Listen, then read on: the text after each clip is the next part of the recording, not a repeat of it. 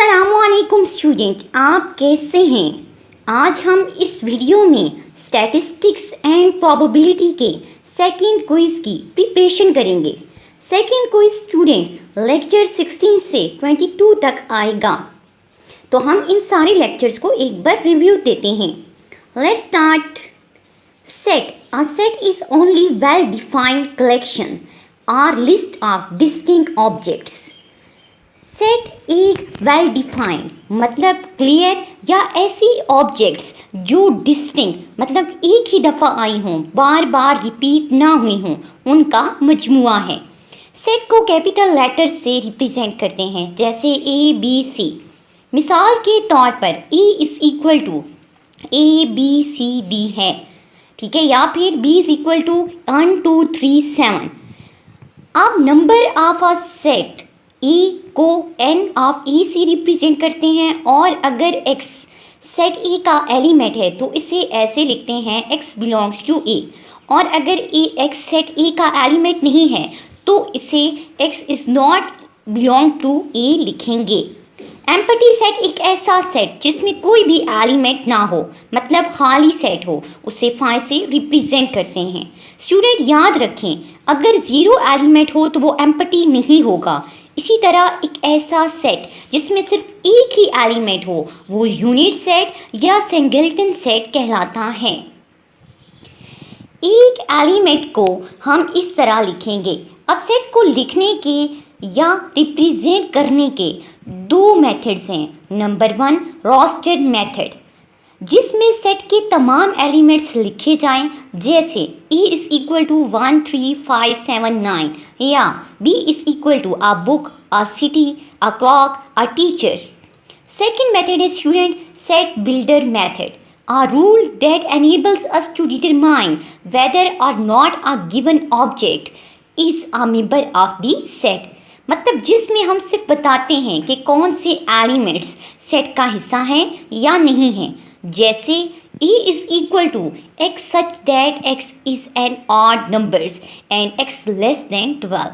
मतलब X एक odd number है और X को 12 से छोटा होना चाहिए, तो यहाँ पर वैल्यूज़ 1 3 5 7 9 11 आएंगी, ठीक है। और ये जो साइन है इसको सच दैट बोलते हैं। अब अगर हम वैल्यूज़ की ऑर्डर चेंज कर दें, मतलब कि हम सेट में जो वैल्यूज़ आ रही हैं 1 3 5, ठीक है, इसको 5 3 1 कर दें, तो इससे सेट पर कोई फ़र्क नहीं पड़ता, दोनों सेम और इक्वल ही होते हैं। सेट के स्टूडेंट टू टाइप्स हैं। एक है फाइनाइट सेट, एक ऐसा सेट जिसमें एलिमेंट्स की तादाद महदूद या फाइनाइट हो, जैसे हमारे पास है 1 2 3 एंड सो ऑन 9, ठीक है। तो एक ऐसा सेट जिसमें एलिमेंट्स हमारे पास फाइनाइट हों। सेकेंड टाइप है इनफाइनाइट, एक ऐसा सेट जिसमें एलिमेंट्स की तादाद लामहदूद या इनफाइनाइट हो, जैसे इवन इंटीजर्स का सेट है, ठीक है, या फिर हम कह सकते हैं कि रियल नंबर हैं 0 और 1 के दरमियान। सेकेंड है स्टूडेंट सबसेट, सेट का छोटा सेट, ठीक है, मतलब a set that consist of some elements of another set is called a subset of that set. जैसे B एक सेट ऐसा सेट है जिसके तमाम एलिमेंट्स E सेट में हैं, तो B A का सबसेट है, इसे ऐसे लिखते हैं B is a subset of A, इसको ऐसे भी लिख सकते हैं। इसका मतलब हुआ B कंटेन A, जैसे E इज़ इक्वल टू 1 2 3 4 5 10 है और B इज़ इक्वल टू 1 3 5 है। अब आप देख सकते हैं B के तमाम एलिमेंट्स A में मौजूद हैं, तो B A का सबसेट हुआ। इसी तरह स्टूडेंट एम्प्टी सेट मतलब तमाम सेट का सबसेट होता है। दो सेट्स तभी इक्वल हो सकते हैं अगर उन दोनों में सेम एलिमेंट्स मौजूद हों, मतलब E is equal to B तभी हो सकता है if and only if A is subset of B and B is subset of A। Proper subset एक ऐसा सेट जिसमें दूसरे सेट के कुछ एलिमेंट्स मौजूद हों, तो वो प्रॉपर सबसेट कहलाएगा। मतलब if a set B contains some but not all the elements of another set A while another A contains each element of B। मतलब एक सेट जो है वो उसमें कुछ एलिमेंट्स हैं जो दूसरे सेट में मौजूद हैं और दूसरा तमाम का तमाम उस सेट में मौजूद है, तो वो प्रॉपर सबसेट कहलाएगा। इसको स्टूडेंट हम ऐसे रिप्रेजेंट करते हैं। यूनिवर्सल सेट एक ऐसा सेट जिसमें तमाम सेट्स जो कंसीडर किए जाएं उसमें लाई करते हों, मतलब सबसे बड़ा सेट जिसमें तमाम सेट के एलिमेंट्स मौजूद हों, इसे एस या ओमेगा से रिप्रेजेंट करते हैं। The original set of which all the sets we talk about our subset is called the universal set or space। इससे स्टूडेंट जैसे देखिए आपके पास a इज इक्वल टू 1 2 3 है, तो यहाँ पे 2⁵ इक्वल टू हमारे पास 8 है, मतलब इस जो सेट है इसके टोटल सबसेट 8 है। तो आप इसी तरह किसी भी सेट के जो है वो सबसेट निकाल सकते हैं, 2 की पावर में n लगा दें, n जो है वो नंबर ऑफ एलिमेंट्स को रिप्रेजेंट कर रहा है। Venn diagram, a diagram that is understood to represent sets by circular region. Part of circular region are their complements with respect to a rectangle representing the space as is called a Venn diagram. ये नाम जो है वो एक logician, ठीक है, John veins से आया है, ठीक है। एक सर्कल से हम सेट्स को स्टूडेंट रिप्रेजेंट करते हैं और एक रेक्टेंगल बनाते हैं, ठीक है, जो तमाम वैल्यूज़ को, ठीक है, उनके कॉम्प्लीमेंट को रिप्रेजेंट कर रही होती है, ऐसे वेन डायग्राम कहते हैं। जैसे अब ये दो सेट्स हैं, यहाँ पे ये एक सिंपल वेन डायग्राम है, अब इनमें कोई भी एलिमेंट जो है वो सेम नहीं है, तो ये सेट्स जो हैं वो डिसजॉइंट सेट होंगे। अब सेट्स पर डिफरेंट ऑपरेशंस हम अप्लाई कर सकते हैं, जैसे यूनियन ऑफ सेट, दो सेट्स का सम या इकट्ठ, इसे A union B is equal to X such that X belongs to A और एक्स बिलोंग्स टू बी, ठीक है। ए यूनियन बी हम इसको इस तरह लिखते हैं स्टूडेंट, मतलब ए और बी के तमाम एलिमेंट्स को इकट्ठा कर देना। इसे वेन डायग्राम से हम इस तरह रिप्रेजेंट करेंगे कि ये तमाम जो इनका दरमियान का एरिया स्टूडेंट, ठीक है, इसको शेडेड कर देंगे, तो ये shaded area A union B को रिप्रेजेंट कर रहा है। इंटरसेक्शन ऑफ सेट, सेट में मुश्तरक या कॉमन एलिमेंट्स को इंटरसेक्शन कहते हैं, इसे इस तरह ए इंटरसेक्शन बी लिखते हैं। अब इसकी वेन डायग्राम ऐसी होगी, यहाँ शेडेड एरिया बता रहा है कि यही बस यहाँ मुश्तरक या कॉमन एलिमेंट्स हैं। डिसजॉइंट सेट, ऐसे सेट जिसमें कोई वैल्यू या एलिमेंट सेम या कॉमन ना हो, मतलब E intersection B is equal to 5 हो, और वो ओवरलैप भी ना करें, क्योंकि ओवरलैप स्टूडेंट तब करेंगे जब उनमें कुछ वैल्यूज़ कॉमन होंगी। Set difference, E minus B, वो एलिमेंट्स जो ए में हों लेकिन बी में ना हों, इसे ऐसे भी लिखते हैं ई माइनस ई इंटरसेक्शन बी, मतलब ए और बी के कॉमन एलिमेंट्स के अलावा जो एलिमेंट्स का एक सेट है वो सेट डिफरेंस कहलाएगा। ए माइनस बी कभी भी बी माइनस ए के इक्वल नहीं होता, क्योंकि इसकी वेन डायग्राम जो आप देख रहे हैं स्टूडेंट, यहाँ पे ए का जो पार्ट है वो शेडेड है ए माइनस बी में, और बी माइनस ए में बी का वो पार्ट शेडेड होगा जो ओवरलैप नहीं कर रहा। कंप्लीमेंटेशन, ऐसे एलिमेंट्स का सेट जो यूनिवर्सल सेट एस में हो लेकिन ई में ना हो, मतलब एस माइनस ए, इसे ए बार या ई सी से रिप्रेजेंट करते हैं। अगर एस का कंप्लीमेंट लो, मतलब एस माइनस एस करो, तो स्टूडेंट ये एक एम्प्टी सेट होगा। अब ए बार की ये वेन डायग्राम है। अब तमाम एरिया स्टूडेंट आप देख सकते हैं शेडेड है स्माइल ए सेट के।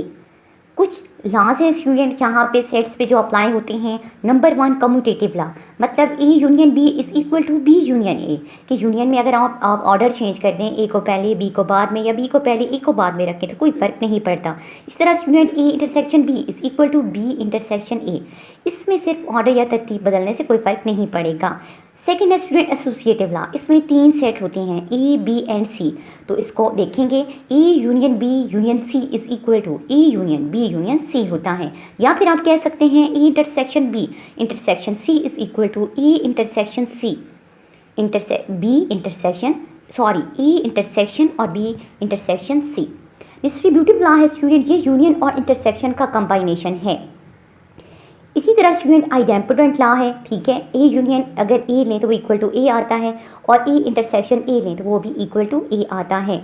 इस तरह स्टूडेंट कुछ आइडेंटिटीज लॉज हैं कि जैसे ए यूनियन एस लें तो एस कौन सा था, यूनिवर्सल सेट सबसे बड़ा, तो इसका आंसर क्या आएगा, मतलब सबका इकट्ठ हो और यूनिवर्सल सेट एस ही आएगा। अगर ए इंटरसेक्शन एस लें तो मतलब कौन से कॉमन एलिमेंट है, तो ए तो सब सेट है इसका, इसलिए इसका आंसर ए आएगा। इस तरह ए यूनियन फाइव लें तो फाइव में कोई भी एलिमेंट नहीं है, इसका आंसर ए आएगा। लेकिन अगर ए इंटरसेक्शन फाइव लेते हैं तो इसका आंसर फाइव आएगा, क्योंकि इनमें कोई भी चीज़ कॉमन नहीं है। कंप्लीमेंटेशन लॉज है student, E union A bar is equal to S है, इसी तरह E intersection A bar is equal to phi है। और ए के अगर डबल कंप्लीमेंट लेंगे तो इक्वल टू ए आएगा, और अगर एस का कंप्लीमेंट लेंगे मतलब एस माइनस एस करेंगे तो वो फाई आएगा, मतलब एम्पटी आएगा स्टूडेंट। इस तरह फाई का अगर हम कंप्लीमेंट लेते हैं, फाई एस माइनस फाई करते हैं तो उसका आंसर एस आएगा, मतलब यूनिवर्सल सेट होगा। डी मॉर्गन्स लॉ है स्टूडेंट, ये भी आपने याद रखने हैं। नेक्स्ट है पार्टीशन ऑफ सेट, मतलब सेट को पार्ट्स या हिस्सों में डिवाइड करना, वो हिस्से उस सेट्स के सब सेट होंगे और उन हिस्सों का इंटरसेक्शन एम्पटी होगा। क्योंकि अगर आप देखें हमारे पास एलिमेंट है 1 3 5, हम इनको 1 2 3 और 3 सेट में कन्वर्ट करते हैं। अब आप देख सकते हैं इनमें कोई भी चीज़ जो है वो कॉमन नहीं है। क्लास ऑफ सेट, सेट का एक ऐसा सेट जो मतलब क्या हो कि आपके पास बहुत ज़्यादा सेट्स हैं, ठीक है, और उनको अगर एक सेट हम कह दें कि जैसे डिफरेंट लाइंस हैं उनके सेट्स हैं, तो वो एक क्लास ऑफ सेट है, ठीक है, कि लाइंस की क्लास का एक सेट कहलाएगा। नेक्स्ट स्टूडेंट हमारे पास पावर सेट, ठीक है, तो तमाम अब जो क्या है एक तमाम जो सबसेट्स हैं, ठीक है, वो पावर सेट कहलाएंगे। जैसे हमारे पास एक कॉइन है तो उसको उछाले तो आपके पास दो ही, ठीक है, चांस हैं कि आ सकते हैं, या तो हेड आएगी या टेल, तो एक सेट है हमारे पास हेड और टेल का।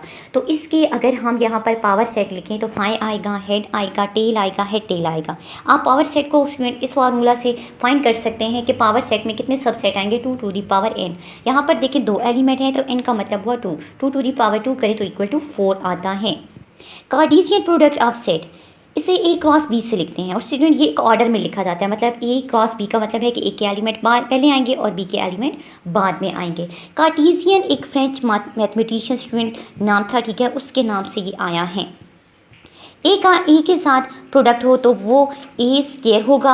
मिसाल के तौर पर A is equal to head tail है और हमारे पास बी है 1 2 3 4 5, तो इनके ए क्रॉस बी ये कार्टेशियन प्रोडक्ट होंगे। और एक बात आपने याद रखनी है, A cross B is not equal to B cross A, क्योंकि इसको ऑर्डर में लिखते हैं। जब बी क्रॉस ए लिखेंगे तो बी के एलिमेंट स्टार्ट में आ जाएंगे, तो ये हम कहते हैं। और स्टूडेंट इसको रिप्रेजेंट करने के लिए हम ट्री डायग्राम को यूज़ करते हैं।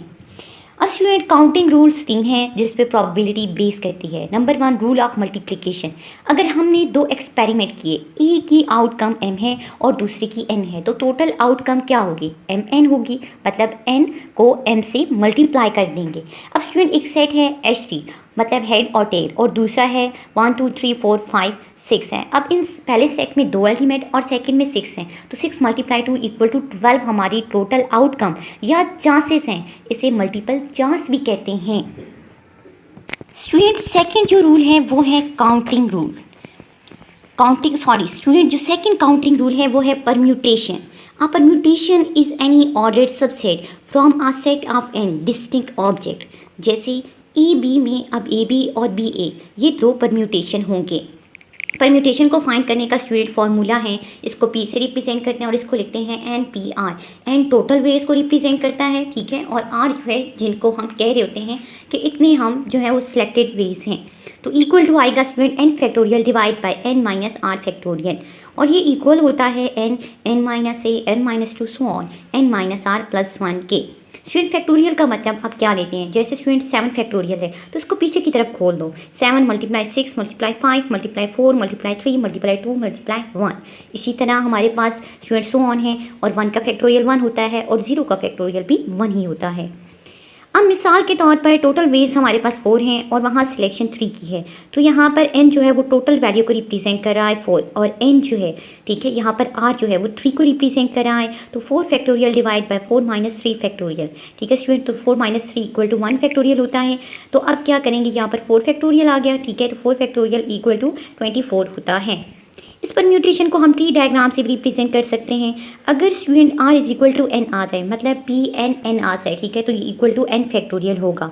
n की वैल्यू स्टूडेंट कुछ भी हो सकती है, यहाँ पर 4 भी कर सकते थे, हम 3 भी कर सकते थे, ठीक है, तो आप इसको फॉर्मूला में पुट करके फाइंड करेंगे, ठीक है, क्योंकि फार्मूला को अगर आप देखें तो n माइनस n जो फैक्टोरियल है वो इक्वल टू हमारे पास 0 फैक्टोरियल आ रहा है और इक्वल टू वो 1 होगा।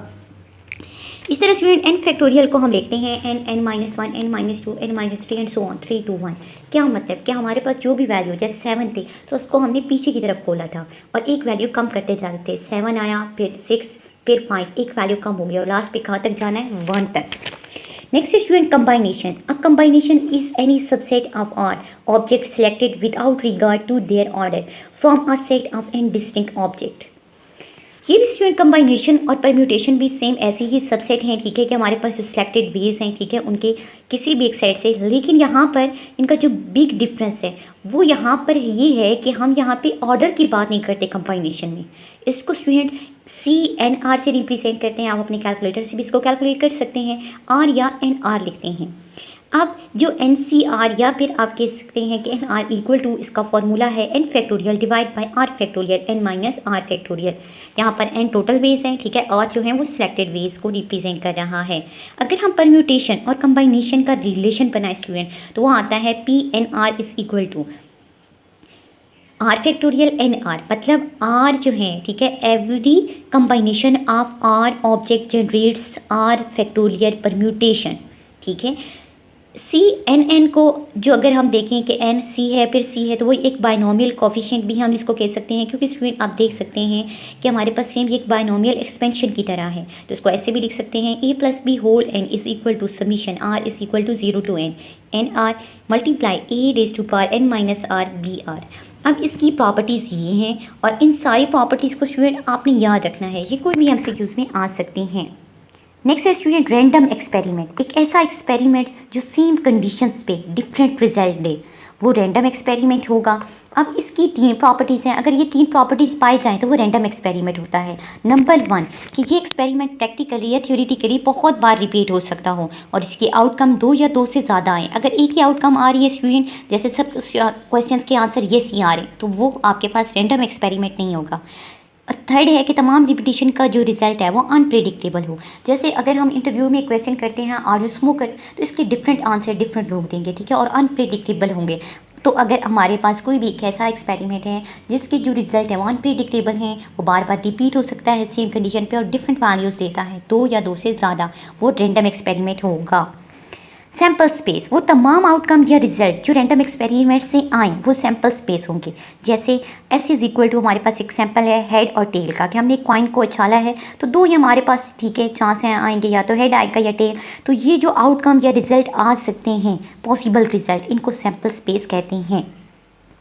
इवेंट, वो तमाम आउटकम्स, मतलब सैम्पल स्पेस का सबसेट, ठीक है, एक इवेंट कहलाता है।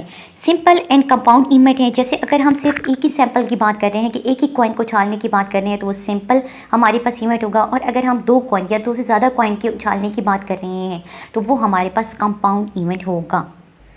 Occurrence of an event, student अब हम डाई को रोल करें, और चाहें तो ये आप देख सकते हैं कि अगर हम चाह रहे हैं कि इवन ही नंबर्स आएँ, तो पॉसिबल है 2, 4 या 6 आएंगे, डाई में तो यही होते हैं। अब अगर इन नंबर्स में से कोई भी एक नंबर आ गया, तो इसका मतलब है इवेंट अकर हो गया है। An event E is said to be occur if and only if the outcome of this experiment correspond to some elements of a complementary event. ये अक्रेंस ऑफ इवेंट के थोड़ा सा उलट है, मतलब एक ऐसा इवेंट जो मतलब E से ताल्लुक़ ना रखता हो, नॉट एन ए, ठीक है। मिसाल के तौर पर कि अगर हम अब यहाँ पर आप, ठीक है, हमारे पास 2 raise to power 3 equal to 8 subset हैं, जो एम्पटी सेट भी शामिल है, तो यहाँ पर जो एम्पटी है स्टूडेंट, वो हमारे पास क्या होगा, एक इम्पॉसिबल इवेंट है, मतलब ये इवेंट कभी भी अकर नहीं हो सकता। म्यूचुअली एक्सक्लूसिव इवेंट है, एक सिंगल एक्सपेरिमेंट में 2 इवेंट्स A और B हों, लेकिन सेम टाइम पे दोनों साथ साथ ना आ सकें। जैसे हम एक कॉइन को उछालते हैं, या तो हेड आएगा या टेल आएगा, लेकिन एट अ टाइम ये दोनों नहीं आ सकते, तो इसको हम कहते हैं म्यूचुअली एक्सक्लूसिव इवेंट्स या डिसजॉइंट इवेंट। एग्जॉस्टिव इवेंट, अब अगर म्यूचुअली एक्सक्लूसिव इवेंट को इकट्ठा कर दो और वो एग्जॉस्टिव इवेंट होगा, जैसे हेड और टेल अब 2 ही हमारे पास आ रहे थे, ठीक है, म्यूचुअली, तो अब इनको इकट्ठा कर देंगे तो ये कलेक्टिवली एग्जॉस्टिव इवेंट बन जाएंगे। जैसे स्टूडेंट अगर हमारे पास एक डाई है, तो इसकी इवन और ऑड के तमाम इवेंट्स को आप इसमें ऐड कर दो, कलेक्ट कर दो।